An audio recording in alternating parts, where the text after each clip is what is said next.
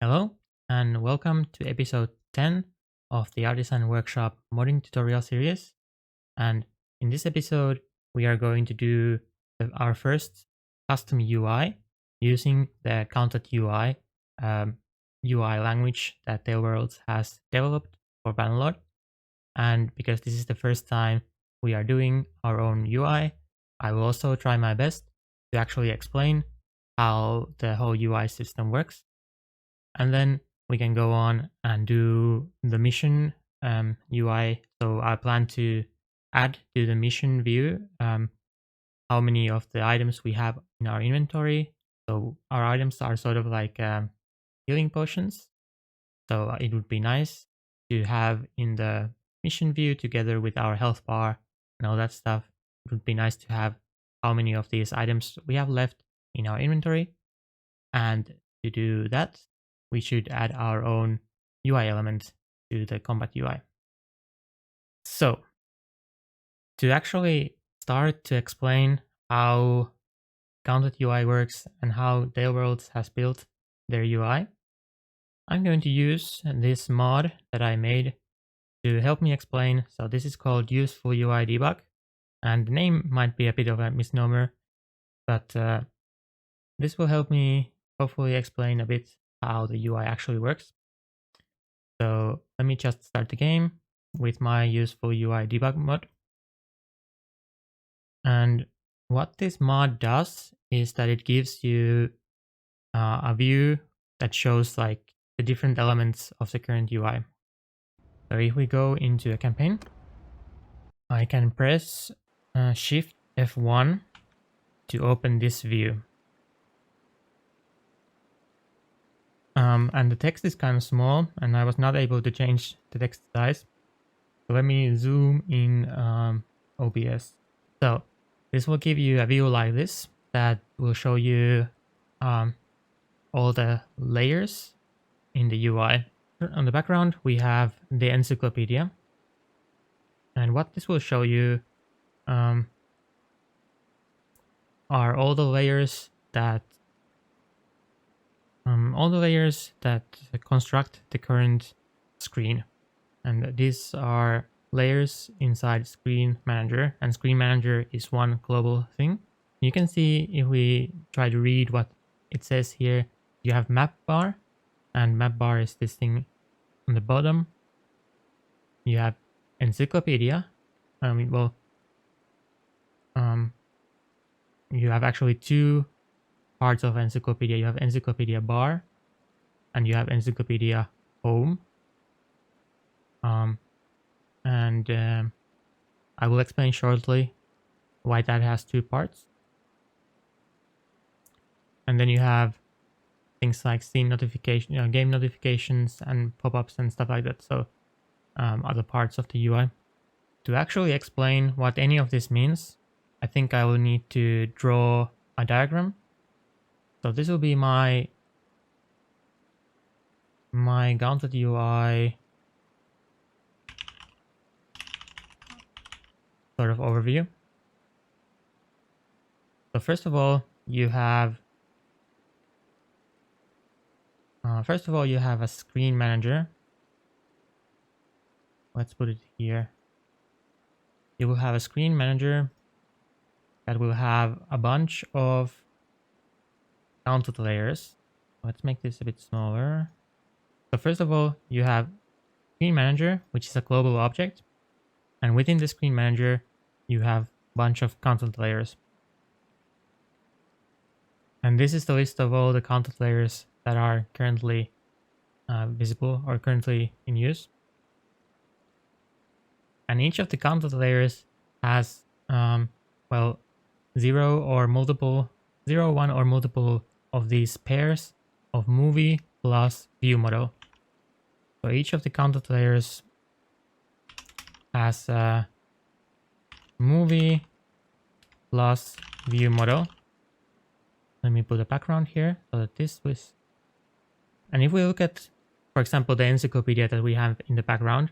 So the encyclopedia here is the layer 5, consisting of two movies, encyclopedia bar and encyclopedia home. And if I move my mouse here, you can see it says here which one the layers the mouse is currently on, and then the movie. So if I'm here, this is part of the encyclopedia home, and this is part of the encyclopedia bar. So why you would want to have multiple movies in your layers, I'm not exactly sure, but you can do that if you want to. And Tailworlds sometimes does it. But we will use one movie per one of our layers. We don't need multiple ones. So what are movies and what are view models? That has to be the next thing that we explore. And that starts to get us closer to actually building a UI. And every movie will also have a view model.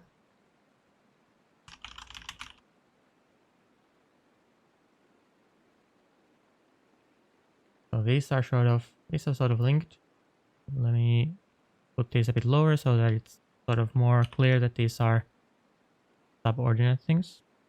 So movie is very much like a HTML page. If you have ever worked with web,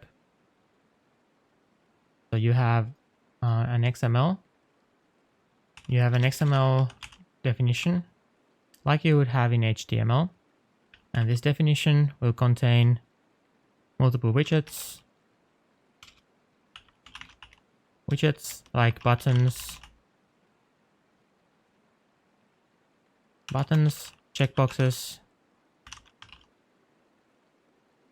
text area, or prefabs, which are sort of more complicated groups of widgets or other things.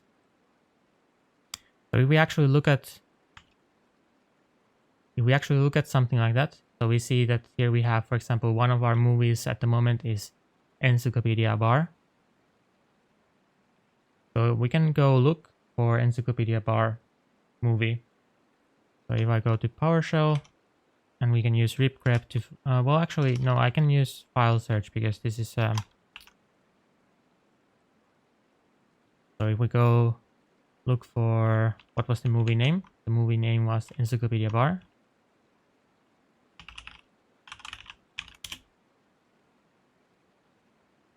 We get this XML file, which will look sort of like HTML. So this is the UI definition. You have widgets, you have the back history button. So these things over here are defined here, back button and forward button.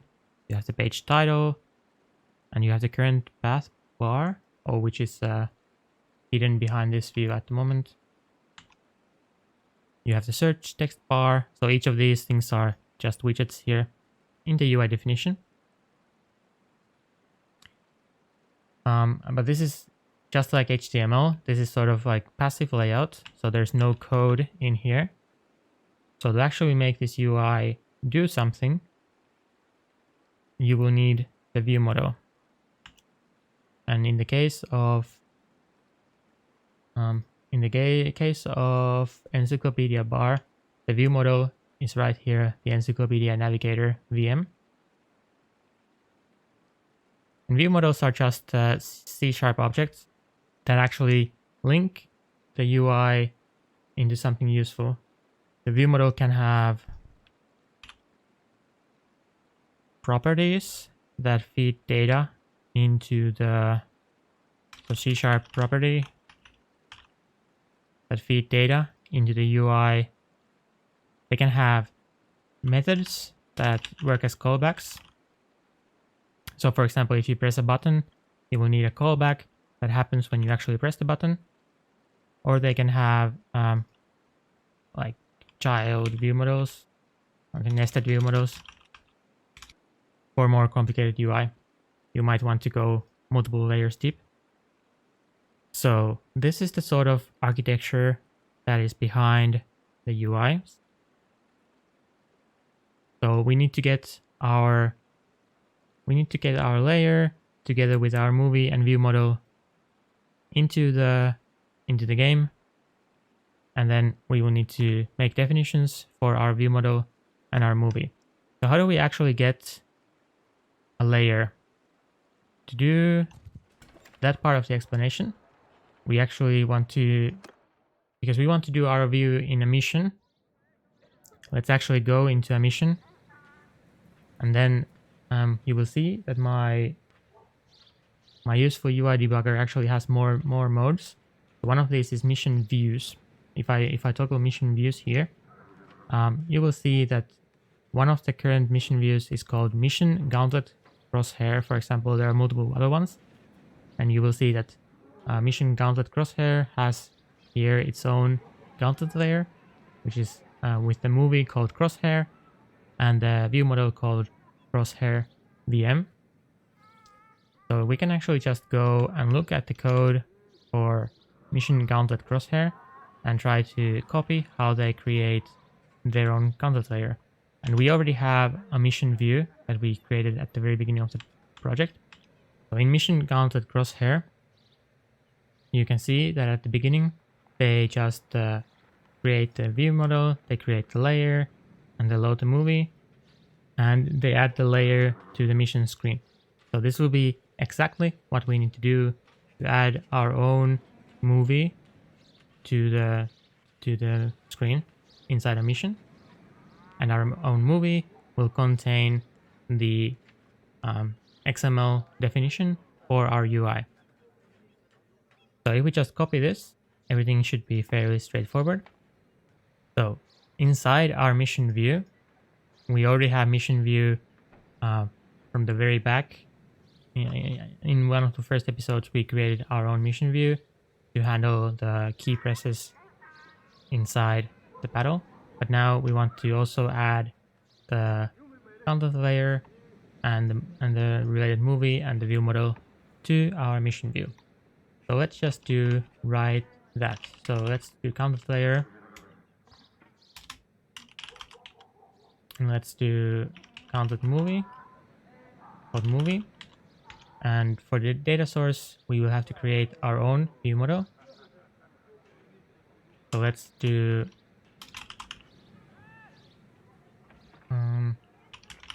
let's call this Artisan beer mission view model, mission VM.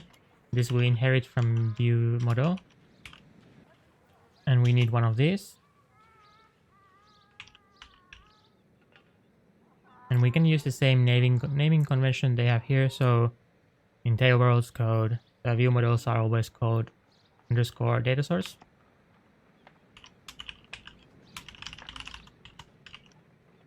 So we can use the same convention. Why not? And we need to do this in like initialize. So in on mission screen initialize, we can do basically the same initialization they have right here. So we need to initialize the data source. We need to create the layer. Then we need to load the movie. And this will be the name of our XML file. And then we need to add the layer to the mission screen.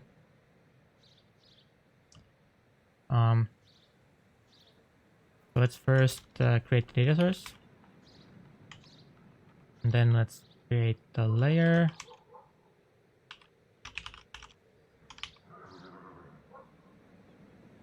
And this argument is something about the rendering order, but we don't really, doesn't really matter too much for us. I guess we can put 1 here.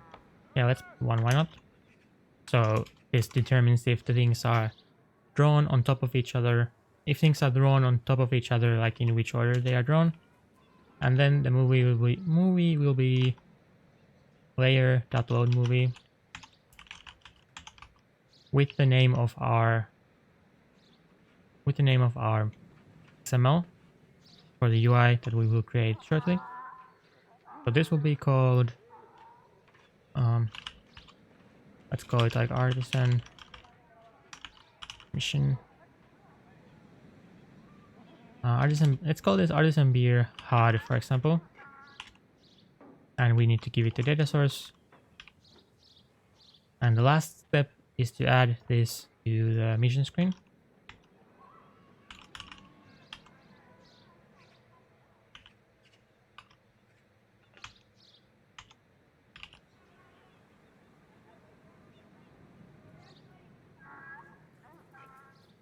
Oh, and this actually wants iGauntlet Movie, so I guess we have to give it iGauntlet Movie. But that is fine. And then we also need to destruct this. So that was in initialize, and then in finalize, we want to destroy everything we created. So we need to remove layer, and we need to destroy the movie, and we need to destroy the data source. Although I don't know if this is really that necessary, but or at least we need to remove the layer from the mission screen. So we can as well do all the other destruction stuff. Might as well. So now we should be at the point where the only thing we really need is our XML, and right now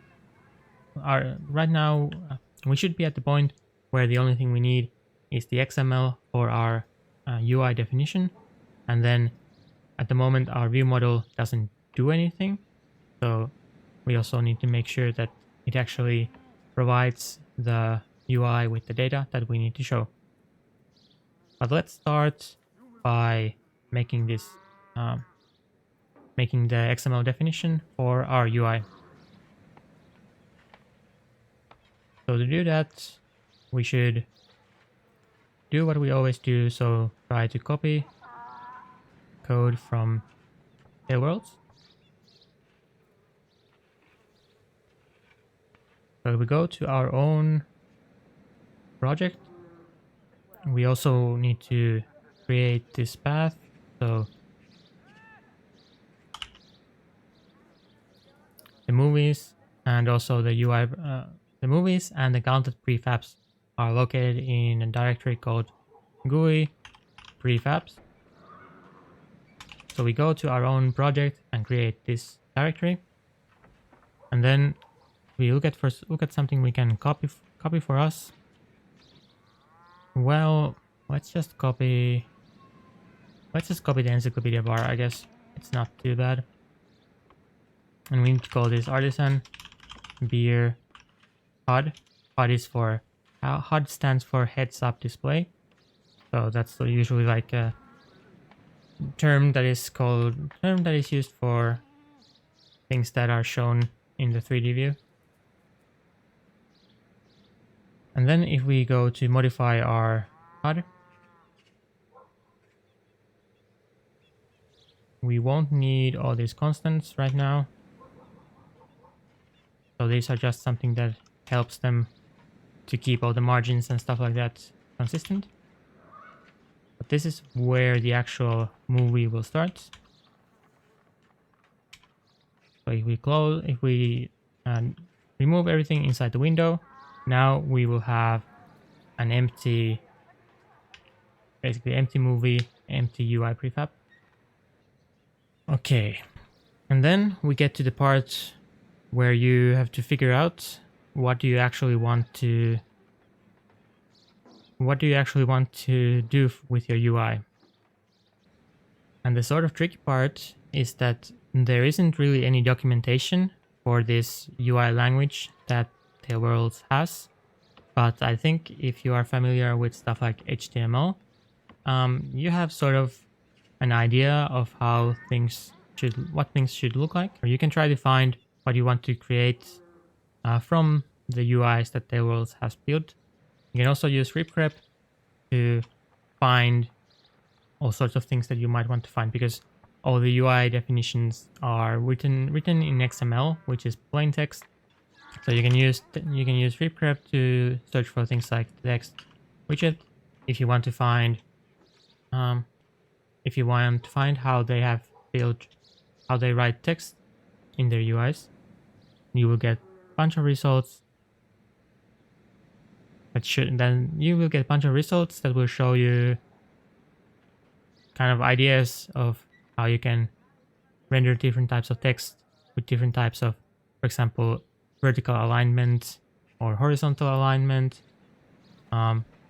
different type of brushes for different fonts, and you can see how they actually get the text.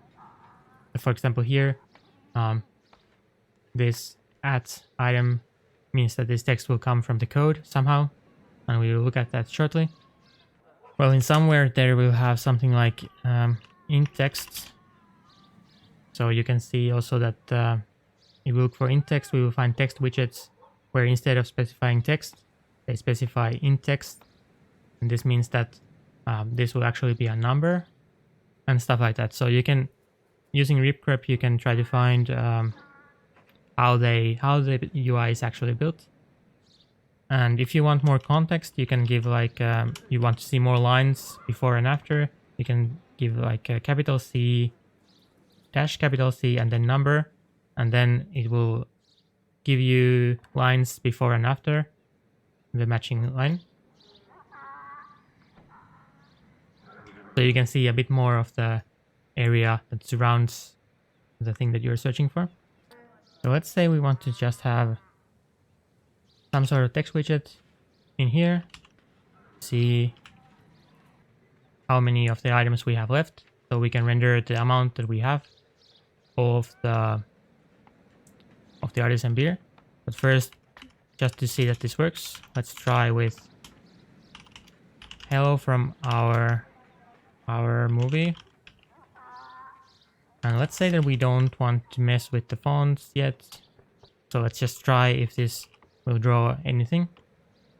I can actually add my useful UI debug here in the launch settings as well, so that we will have both of these mods, so I can see if our view and our movie is actually loaded, even if the text doesn't yet work. Now if we go into a mission, you can see in the bottom left corner you can see that our view is actually working. If we look at the layers right now, we should be able to see our Artisan beer HUD here together with our Artisan beer mission ViewModel amongst the layers in the current screen. So that is actually working. It should be in the top left corner, I think. So we need to mess with the horizontal alignment, I think. So if we just look for vertical, I think we need to find some place where they specify something with vertical alignment. So for example, here they have text widget which specifies vertical alignment bottom.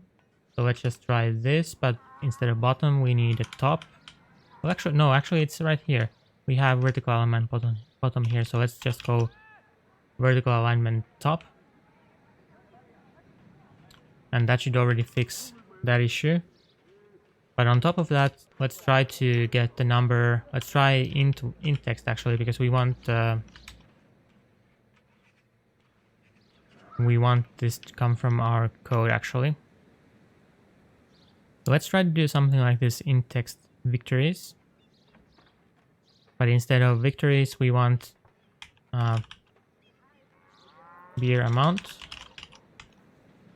And let's try to find this victories. So let's actually look for property called victories that is somehow related to tournament leaderboard.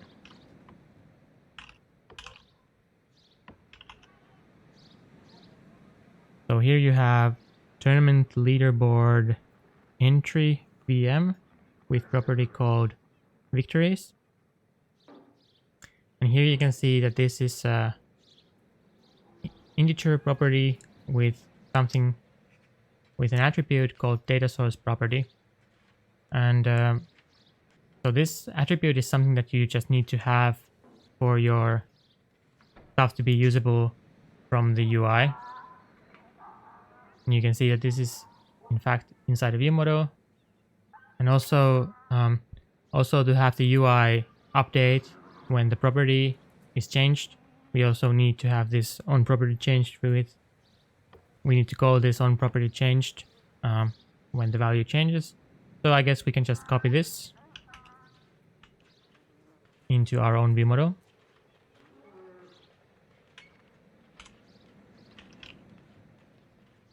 So let's call this beer amount,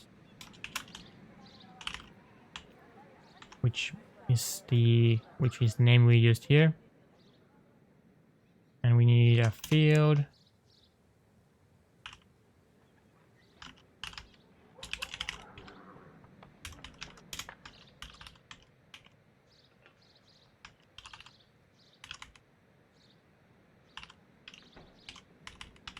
And we need to change the onProperty change to match the name of the property.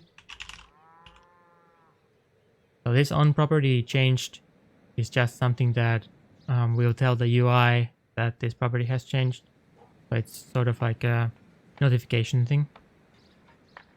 And it will cause the UI to change the value that is shown. But if we just start with some value so that we can see that we can actually get data into the UI from the code. So let's just set beer amount to something like 64. So that we can see that the UI will actually show the number we specified from the code. So if we go back into a town center,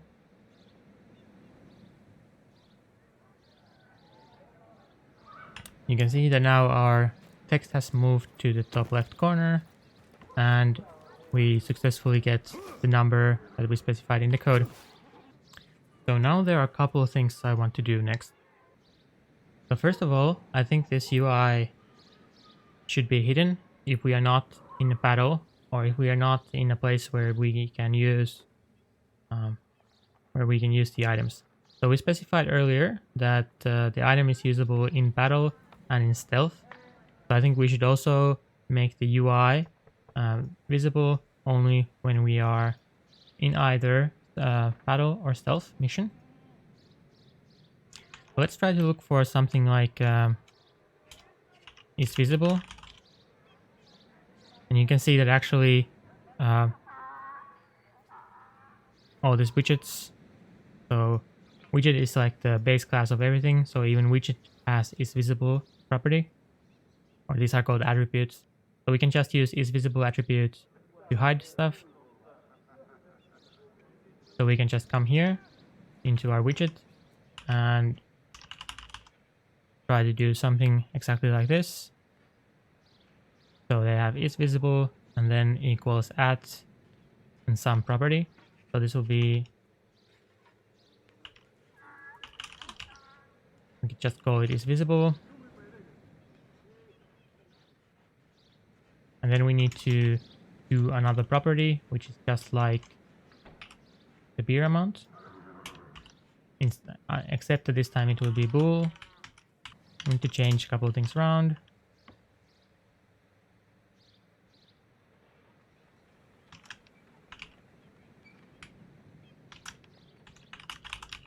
So this will control if we should show the UI or not.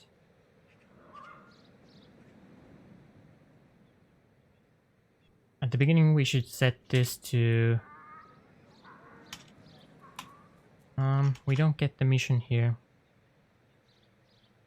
So let's just say that we give mission here as an argument to the Artisan beer mission view. Let's just say that we give the mission here as an argument to the VM.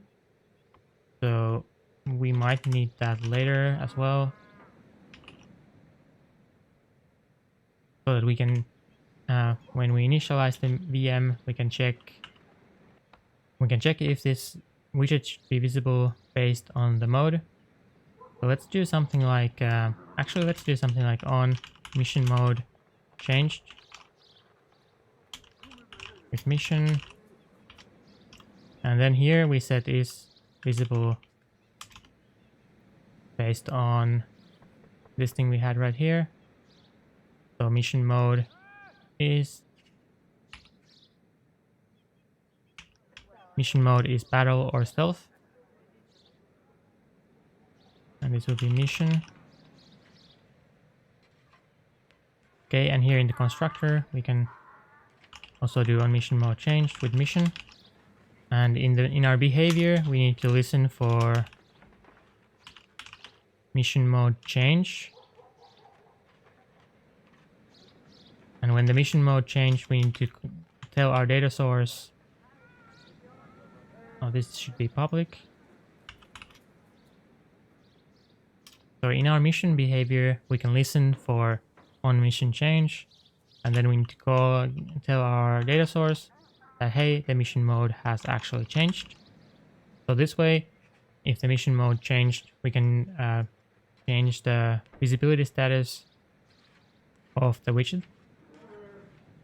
So this is useful, for example, at the start of the battle, the mission mode will actually be deployment, and then when you actually click OK, deployment is over, then this will be called. The on mission mode change will be called, and then you can set your widget to be visible right when the mission mode is changed.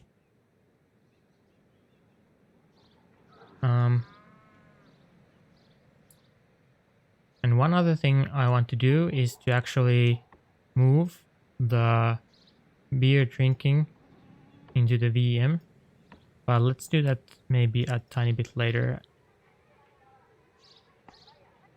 So one other thing that we need to do is that instead of just getting a random number for the beer amount, we should actually get the item count from our inventory. So to do that, we already have code here for that. So we get the Artisan beer item, and then we can get item counts from the item roster of the main party. And we can do this in the constructor as well. So we can just get the Artisan beer object, and we can get the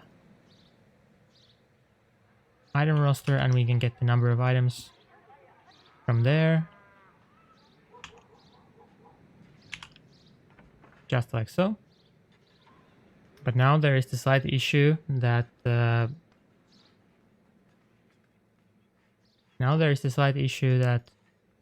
number would not be updated because we do this just once in the constructor. So instead of doing that, we should move the drinking of beer into the view model so that it will be easier to keep the data in sync. So in general, I think it's a good idea to have all the interactive stuff in the view models. So we change this to public drink beer, and here we need to do data source drink beer. So we move the interactive elements. We still listen to the input in the view, but we move the sort of processing of the input into the data source so that it's easier to show the results in the UI. So here, instead of doing this, we can just check if it's visible, or if it's not visible, then we return.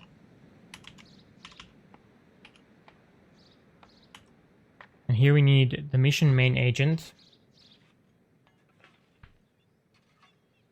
So we could actually just keep the mission here.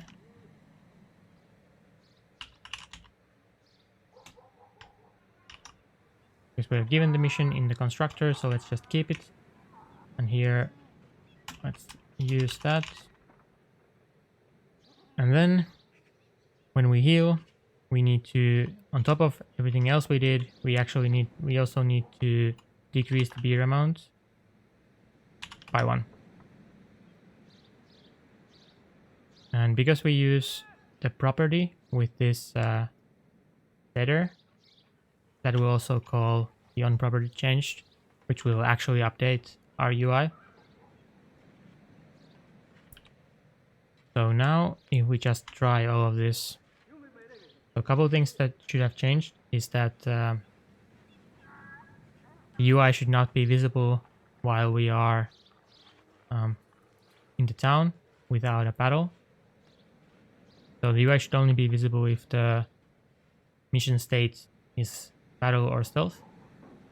And we should also get the number correctly. So now we should not see the UI.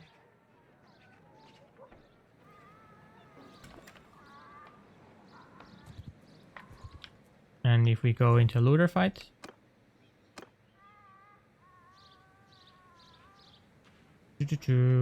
we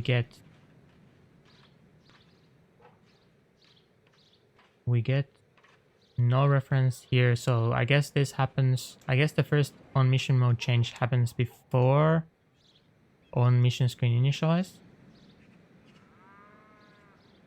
So we should do, we can actually, can we do it like this? So if data source, this means that if data source is not null, then call this thing. But if data source is null, then do nothing. So the first time the on mission mode change is called, the mission screen is not yet initialized, so we don't have our data source yet. So then if our data source is not yet constructed, we don't need to call on mission mode change anyway, so this is just fine. If it is null, then we do nothing, and that is correct.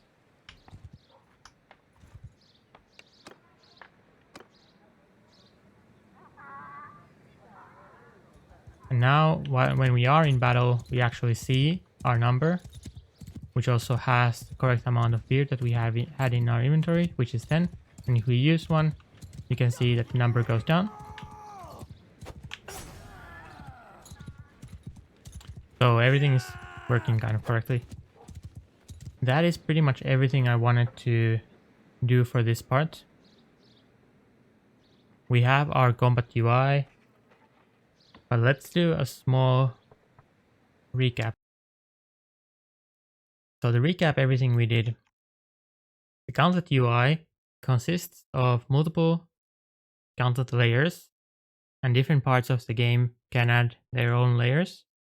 And in our case, we add layers from the mission views. Each Gauntlet layer can have movies and ViewModels, where the movies are the actual XML that has the UI definition. And we created our own movie. So we created our own movie called Artisan Beer HUD, which is only one widget, which is this text widget, which listens to the ViewModel. It takes a couple of things from the ViewModel. And the ViewModel is the corresponding C# part of the UI, which gives data to the movie and can also have callbacks for things like buttons and other interactive elements. And in our case, the ViewModel definition consisted of the beer amount, how many of this item we have, and it's visible, which controls if the widget should be viewable or not, depending on the mission mode. We also moved our drink beer method into the ViewModel, so that the ViewModel has all the interactive elements and handles kind of the logic behind the scenes. And the ViewModel, and because the interactive elements are in the ViewModel, it becomes easier to keep all the UI elements updated. And in the mission view, we initialized our ViewModel and our layer and movie, and we added. So we put our movie into the layer that we created, and we push our layer into the screen. And then when the mission is over, we do the reverse. So we do the cleanup, and that is basically everything we need to do to get our movie onto the screen. And one more thing, this load movie, this is the part where we actually kind of get everything together. So we state the XML name of our movie file. So our movie was Artisan Beer HUD.xml. So we say that we load this movie file together with this data source to create this movie that is put into the layer that we can add to the screen. And that is everything. That is finally everything we need. And I realized this is sort of, my explanation is not perfect, but I guess I'm not the hero. I'm not the hero you need, but I'm the one that you deserve, or something like that, because this stuff is not documented anywhere, and this was actually kind of pain to figure out as well. And with that, we have created our first UI, which is just one. It's just one text widget that shows one number, but that is the start. And all great things have to start from humble beginnings. In the next episode, we will load UI sprites in the game so that we can put like icon next to the number, so it will make a bit more intuitive what the number is actually representing. And we will also change our UI layout a bit to facilitate that change. And for me, at least, the hardest part of the UI, after you have figured out how all this layer and movie and view model stuff works, like that is just something that you need to learn once. And after that, it becomes sort of pretty clear, pretty intuitive. And then the hardest part is just trying to figure out how to actually write your UI XMLs. So writing the UI is something I think you have to learn just through trial and error. But I find that this rip grep and searching for important words will be really useful when trying to figure out how to build your UIs. So with that, I want to thank you very much for watching, and I hope to see you in the next episode.